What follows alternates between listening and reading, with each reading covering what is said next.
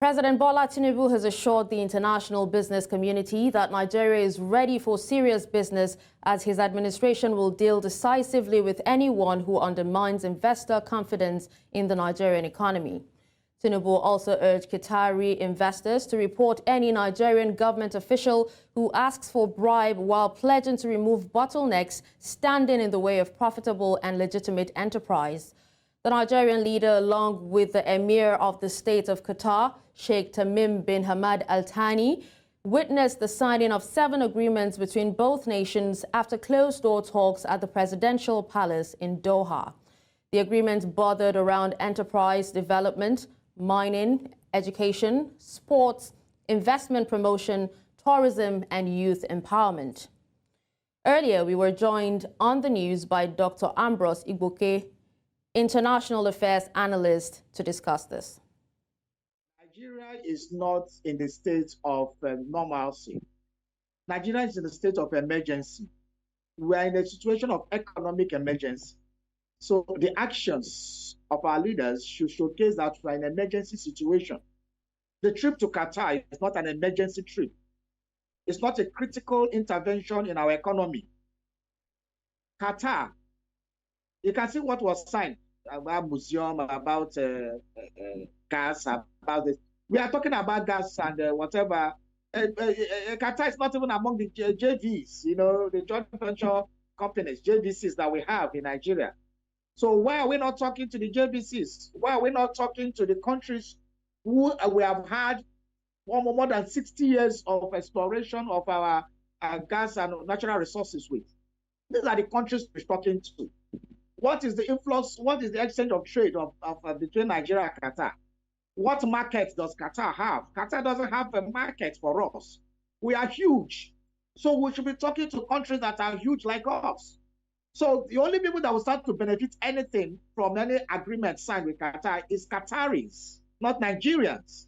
So even if we have oil to push or we have whatever products to push to Qatar, what is their population? The population is not even up to one of the smallest states in Nigeria.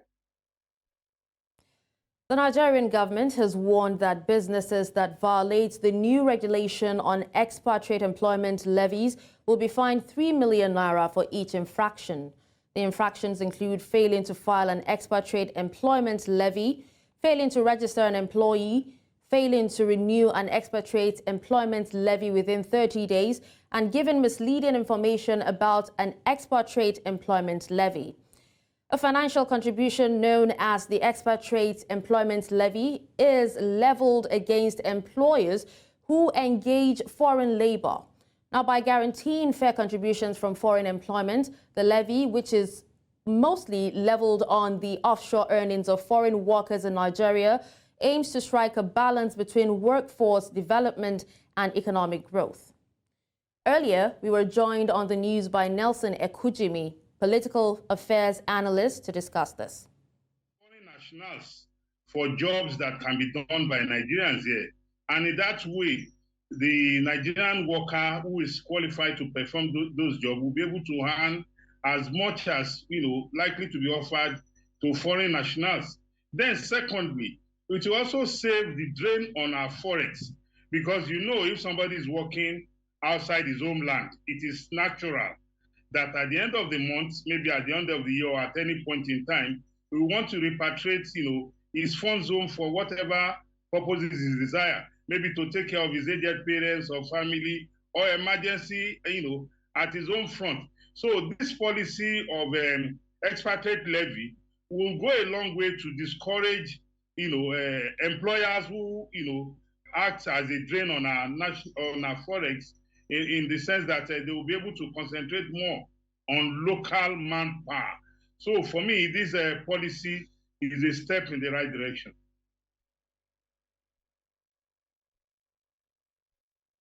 The Senate is set to question officials of the Central Bank of Nigeria concerning the acquisition and expenditure of 30 trillion naira ways and means loan by the federal government during the administration of President Muhammadu Buhari.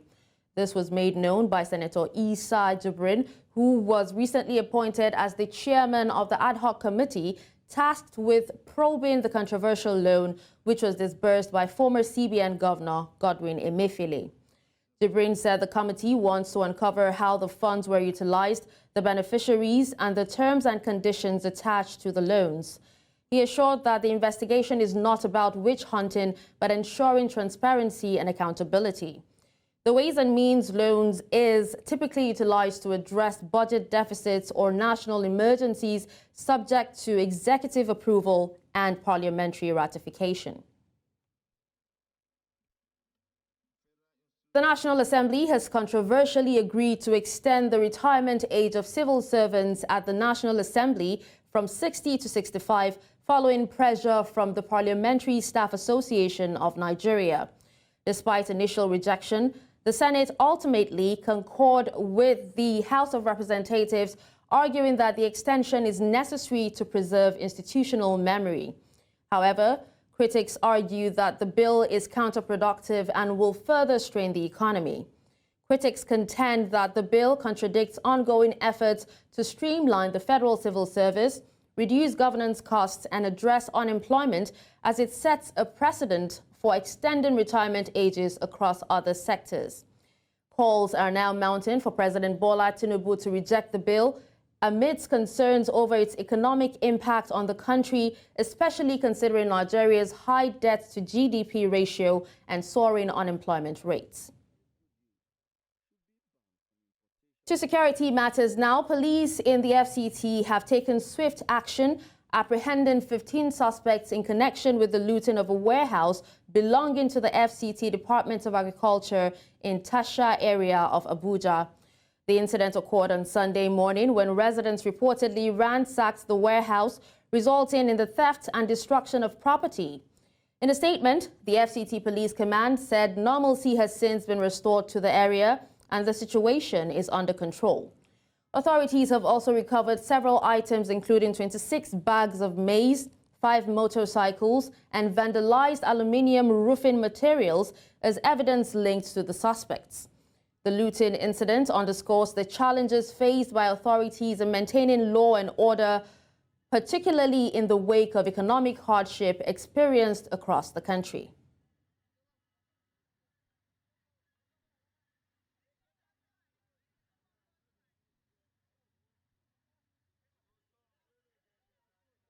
Now we move to Borno State, where in Gamborungala, a border community in Nigeria's Borno State, farmers are defying all odds to pursue irrigation farming.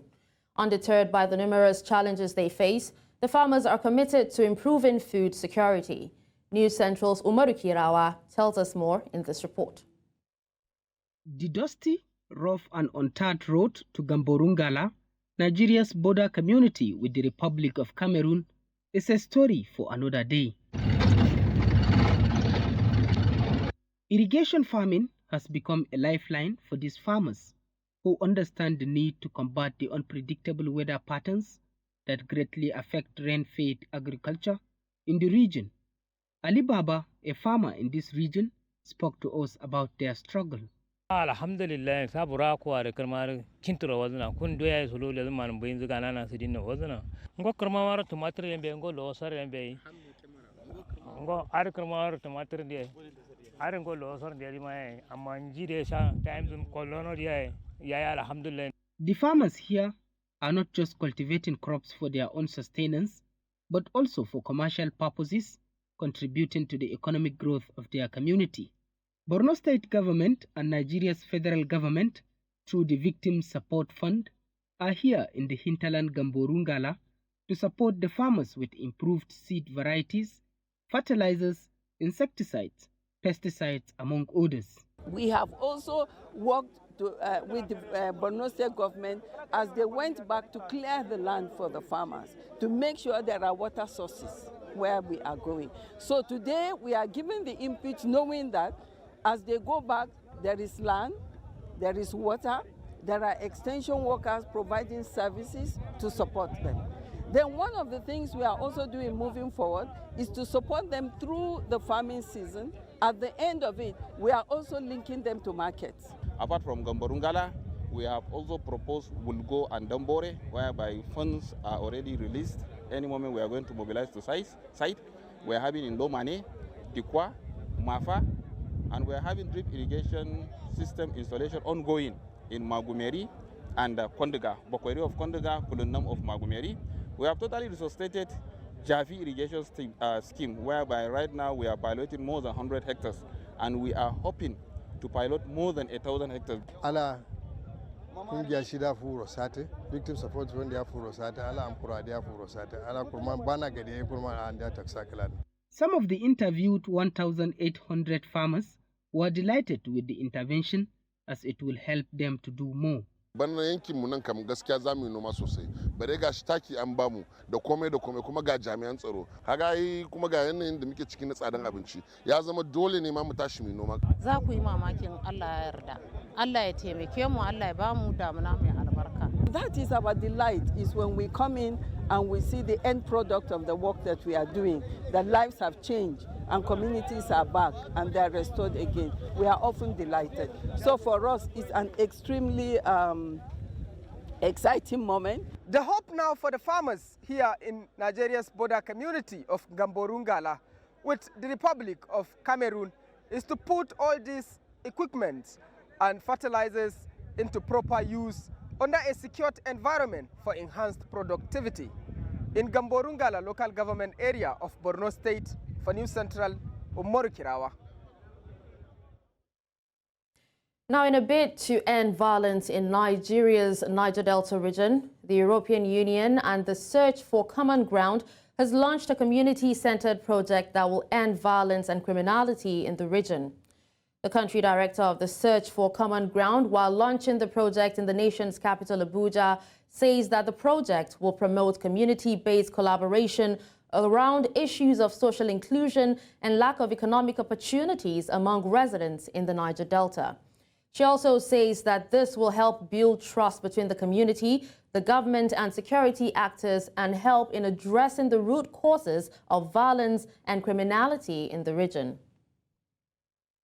As we officially launch this project, let us see it as an opportunity to build a resilient and peaceful Niger Delta, setting an example for sustainable development and community-driven transformation. Today, we have the opportunity to empower youth and women to be part of the development structure of the region and create alternative incentives where violence and criminality will no longer dominate the headlines of the Niger Delta.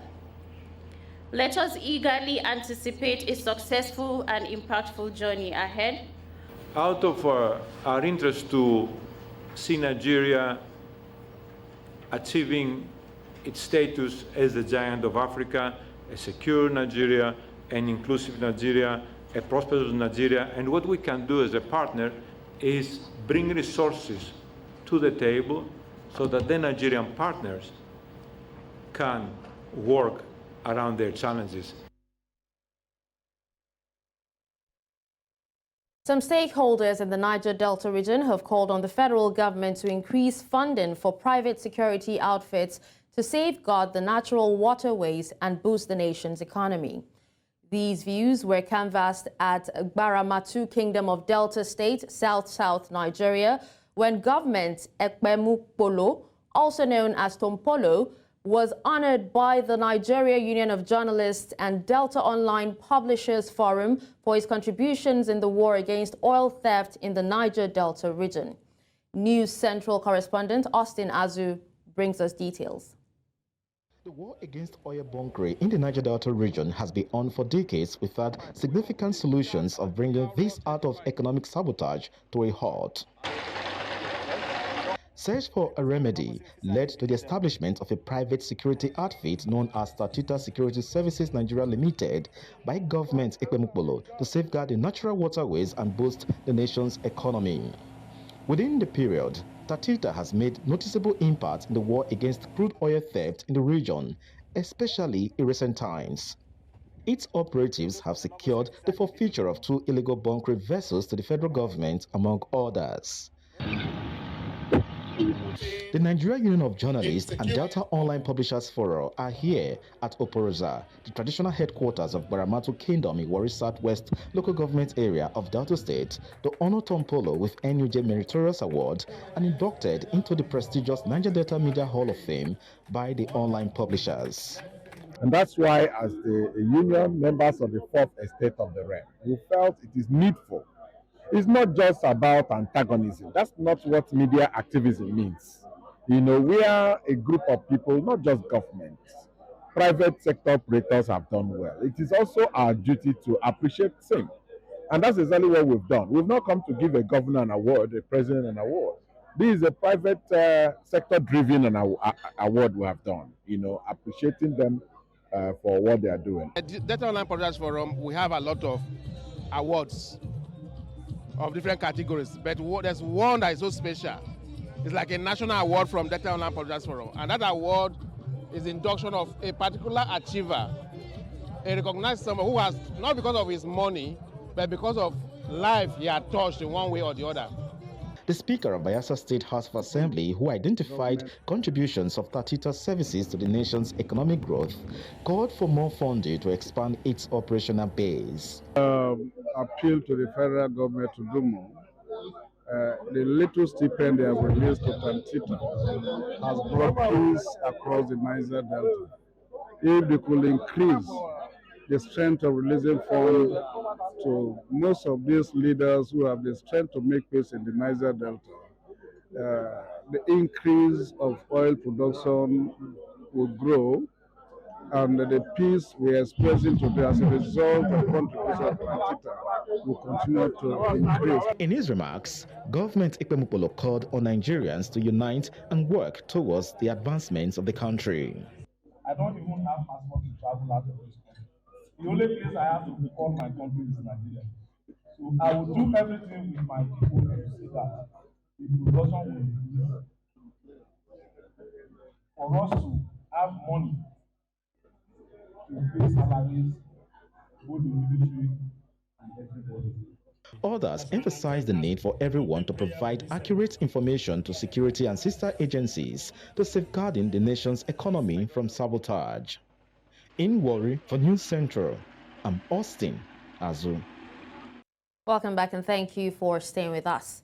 And now we move to health, where World Obesity Day 2024's theme is focusing on obesity and youth, as it seeks young people to catalyze change. Now, The Lancet has published a report that over 1 billion people globally are currently considered obese, which poses serious health hazards. The study revealed a worrying trend, with obesity rates among adults more than doubling since 1990 and quadrupling among children and adolescents aged 5 to 19. Obesity is defined by the World Health Organization as abnormal or excessive fat buildup in people whose body mass index is greater than 25.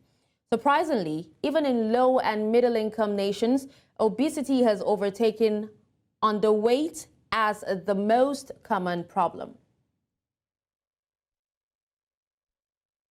Now joining us on the news is Dr. Chinasa Amadi, board-certified lifestyle medicine physician, to discuss this. Hello, doctor. Thank you so much for joining me this afternoon. Thank you so much for having me. All right, so doctor, in light of the 2024 World Obesity Day theme, which is Let's Talk About Obesity, what are some key areas that we should be focusing on when discussing obesity in our communities? So one of the key things is education among children.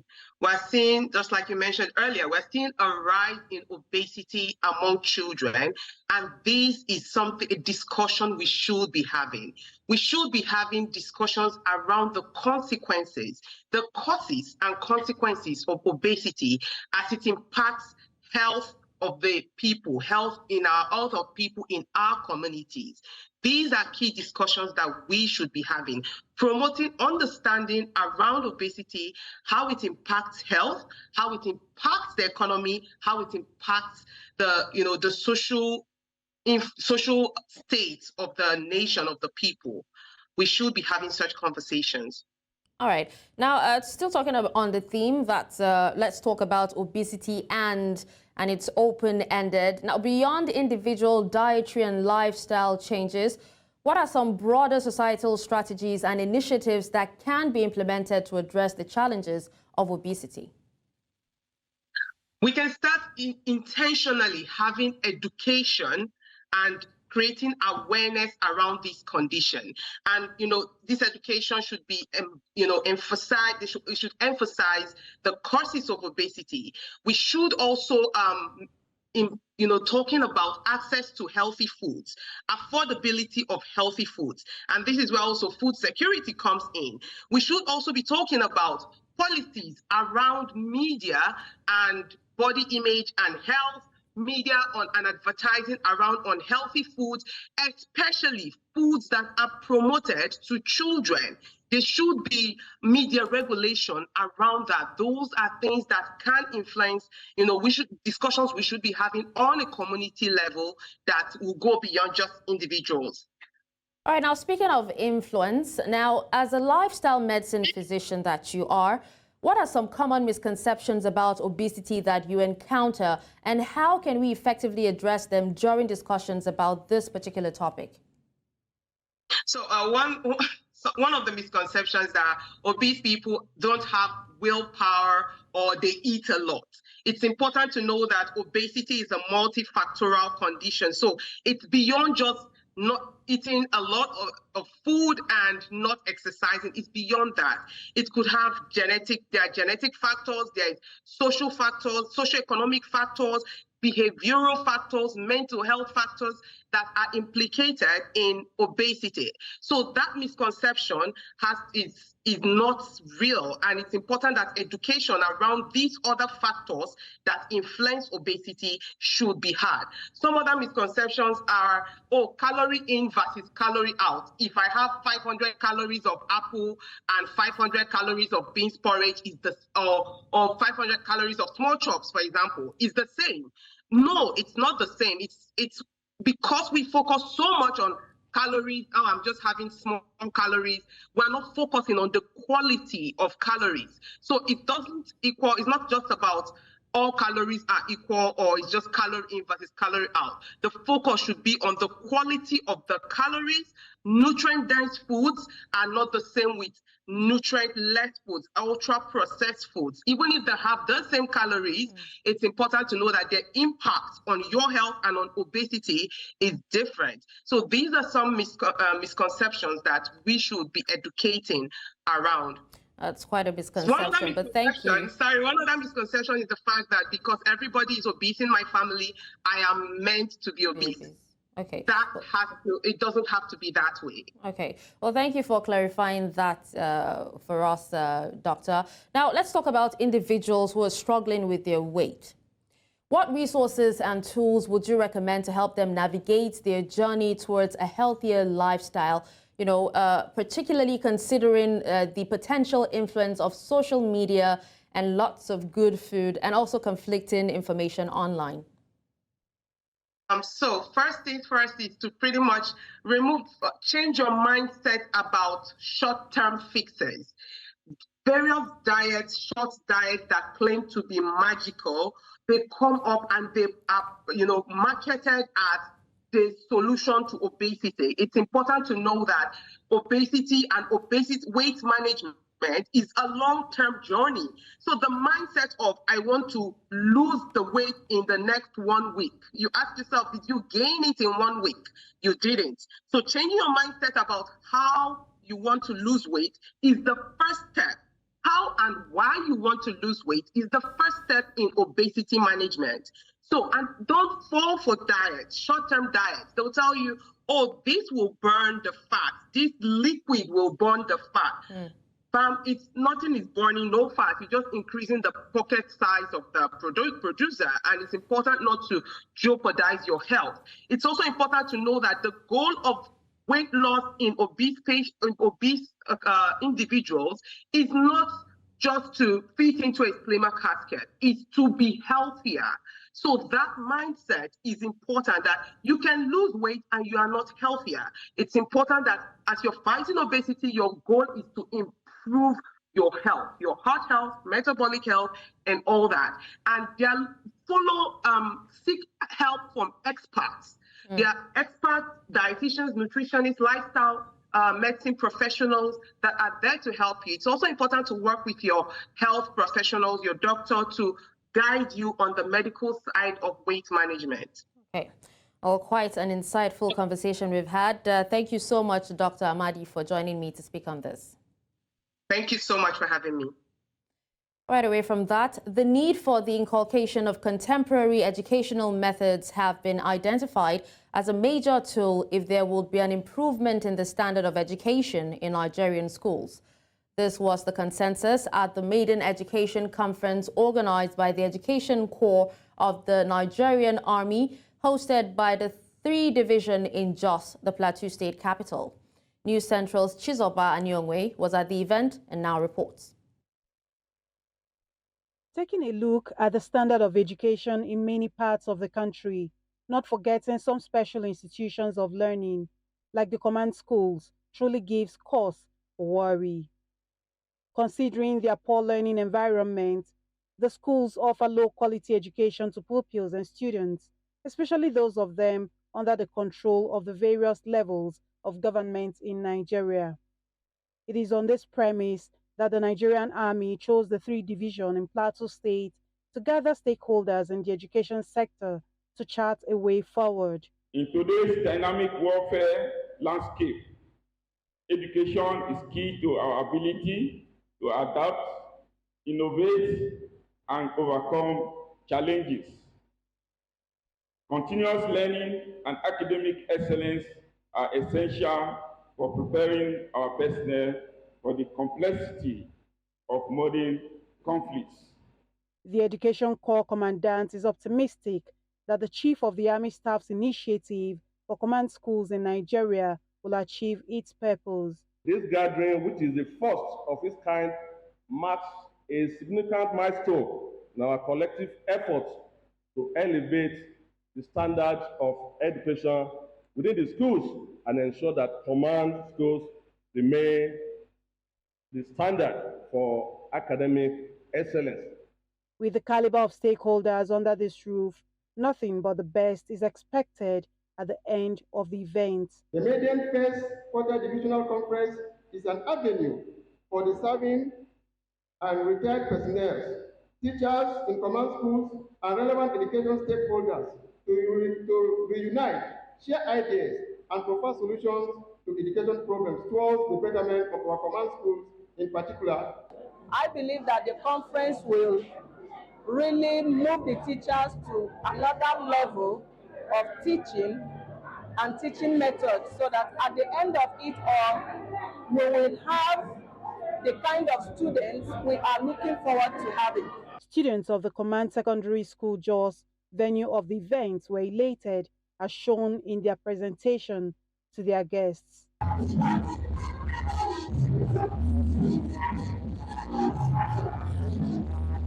In Jos for News Central, I am Chizoba Anyuri.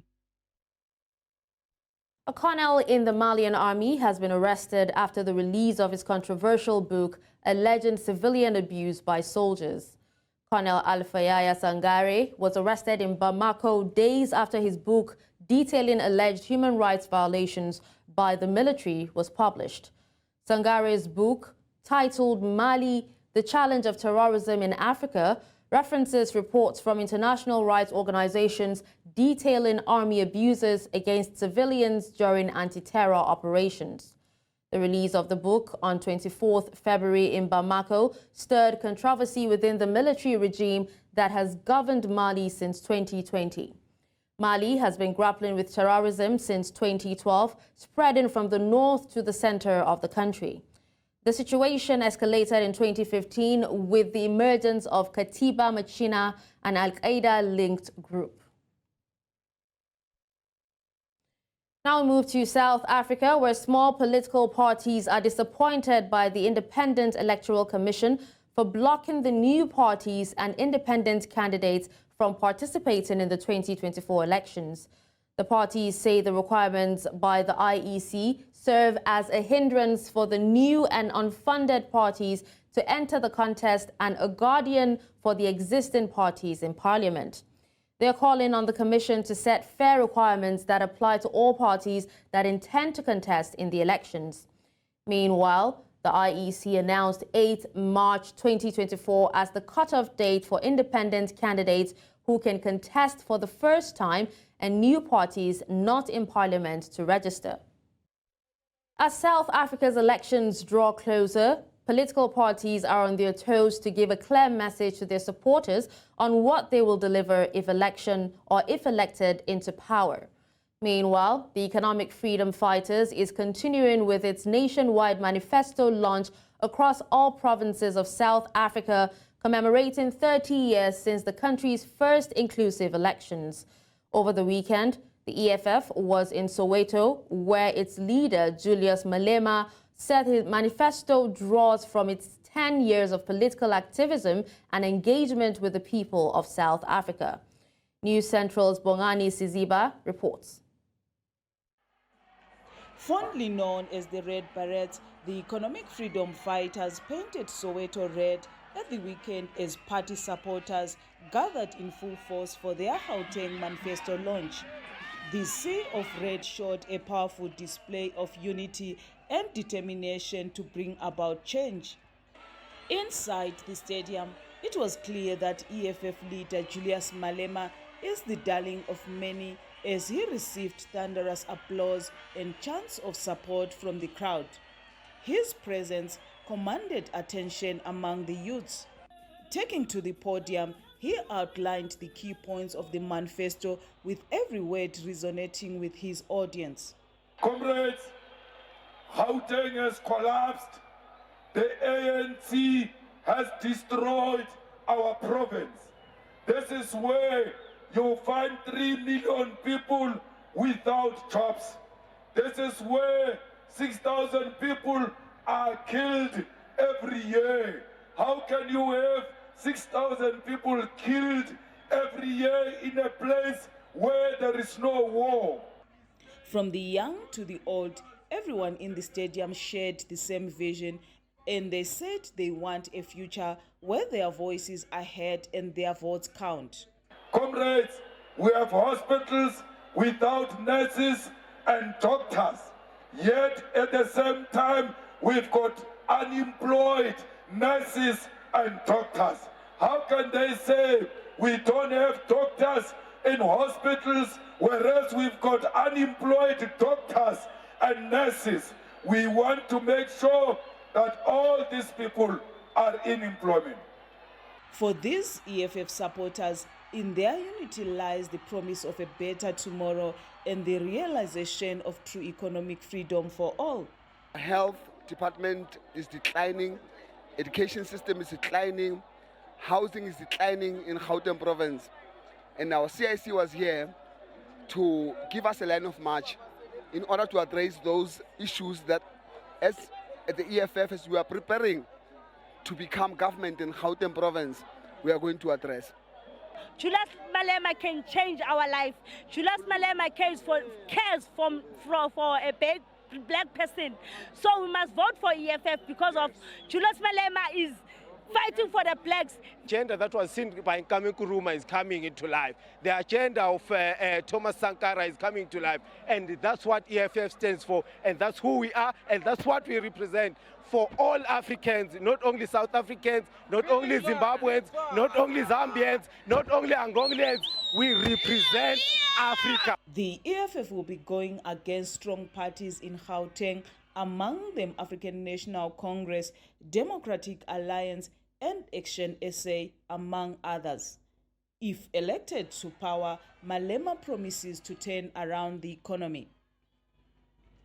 The upcoming elections are expected to be highly contested, with more than 300 political parties registered with the Independent Electoral Commission. In Johannesburg, for News Central, Bongani Siziba.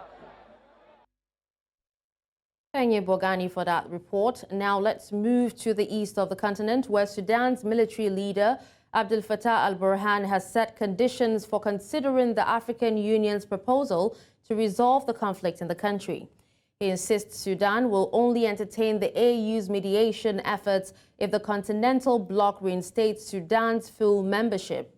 On Sunday, Al-Burhan met with members of the AU high-level panel on the resolution of the conflict in Sudan, led by Mohammed bin Chambas, to discuss the situation. Now, during the meeting, the Army General emphasized Sudan's confidence in the AU's ability to provide solutions for ending the conflict. In October 2021, the AU suspended Sudan following the military takeover, but Al-Burhan's insistence on reinstatement underscores the country's desire to regain its full standing within the continental organization. 6 pilgrims lost their lives in a devastating blaze during a religious ceremony. Authorities in Mauritius reported that the fire broke out during a Hindu ritual as pilgrims were making their way to the Grand Basin Lake, a sacred site for the Hindu community in the country. The fire ignited when a wooden and bamboo cart adorned with figurines of Hindu deities made contact with exposed electric wires. The pilgrims were on their way to the Grand Basin Lake, where the preparations were underway for the upcoming Shivaratri festival on 8th March. The incident has sent shockwaves through the local community, with residents gathering to mourn the loss of their fellow pilgrims. Our thoughts and prayers are with the families and loved ones of those affected by this tragic event. Civil society groups in Tunisia have expressed fears that the government is set to clamp down on foreign funding, citing concerns over money laundering and terrorism. President Kais Saied has accused many non-governmental organizations of serving foreign agendas. Saied assumed power in 2021 and rules by decree. Under a draft law he supported, state authorities would have to approve all foreign funding for NGOs that operate in the North African country. However, human rights groups allege that the aim of the bill is to restrict civil society, its financing, its activity, and to limit its work to certain topics suggested by the political authority. With the country facing economic challenges and high unemployment rates, many fear that the loss of foreign funding could lead to tens of thousands of job losses. والتضييق على مصادر تمويل المجتمع المدني فحوالي حسب دراسة قمنا بها فإنه هناك حوالي 30,000 موطن شغل سيتم فقدانه، وهذه مواطن شغل مباشرة من أصحاب الشهائد اللي يتم تشغيلهم مباشرة في جمعيات المجتمع المدني. وهذه النية تتجه اليوم إلى من خلال هذا القانون إلى التضييق على المجتمع المدني. Now, in other news from around the world, China says it hopes relations with the United States can improve regardless the winner of the presidential election in November. Parliament spokesman Lu Xinjiang told a press conference on Monday that the U.S. can work in the same direction with China to achieve a stable relationship. In recent years, Beijing and Washington have clashed on flashpoint issues including technology, human rights, as well as Taiwan and competing claims in the South China Sea. Americans go to the polls this November in an election that will likely pit former leader Donald Trump against the sitting president Joe Biden for the keys to the White House. 谁当选，我们都希望美方能够同中方相向而行，推动中美关系朝着稳定、健康、可持续。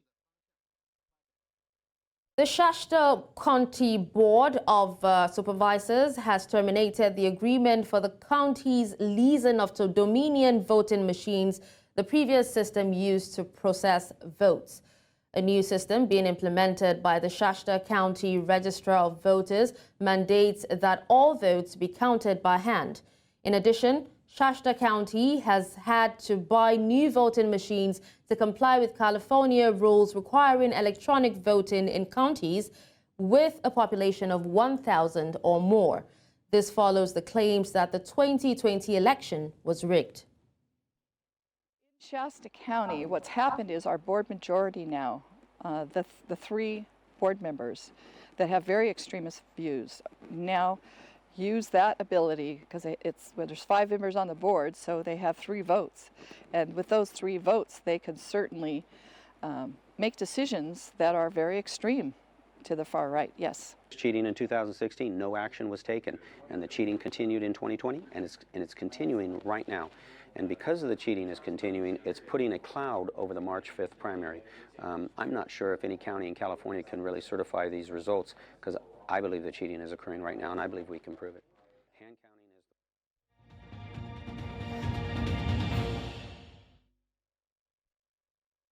Now let's talk business, where the African Development Bank provides Nigeria with $134 million in support for the cultivation of essential crops such as rice, maize, cassava, and soybeans, aiming to enhance food production. Dr. Akinwumi Adesina, the bank's president, announced on Saturday that $134 million is being allocated to support this initiative following his visit to the Center for Dry Land Agriculture at Bayero University, Kano. Adesina informed newsmen that the bank is set to back Nigeria in cultivating 300,000 hectares of both rice and maize, alongside 150,000 hectares of cassava and 50,000 hectares of soybeans for the planting season of 2024. Fitch retains Kenya Bank's outlook at B with negative outlook, citing high non-performing loans and exposure to public sector debt arrears. The delayed government payments to contractors impacted loan quality, leading to a 170 basis points increase in the sector's regulatory NPL ratio to 15% by end of third quarter 2023. Manufacturing and building and construction were both most affected sectors.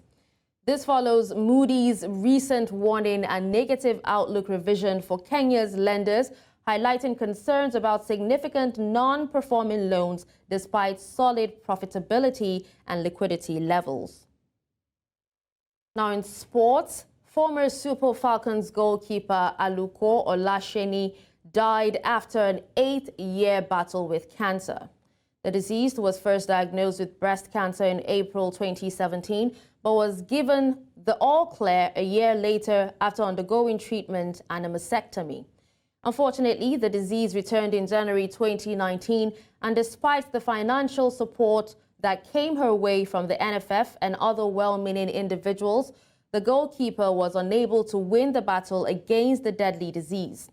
While she was largely anonymous with the Super Falcons, Aluko Olasheni excelled with many other teams, including the Falconettes, Rivers Angel, Ekiti Babes, Sunshine Queens, and Macbeth Queens, among others.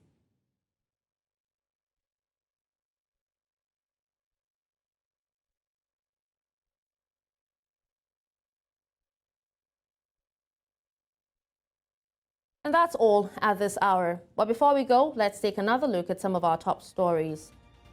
We told you that Nigeria-Qatar sign agreement on education, solid minerals, others.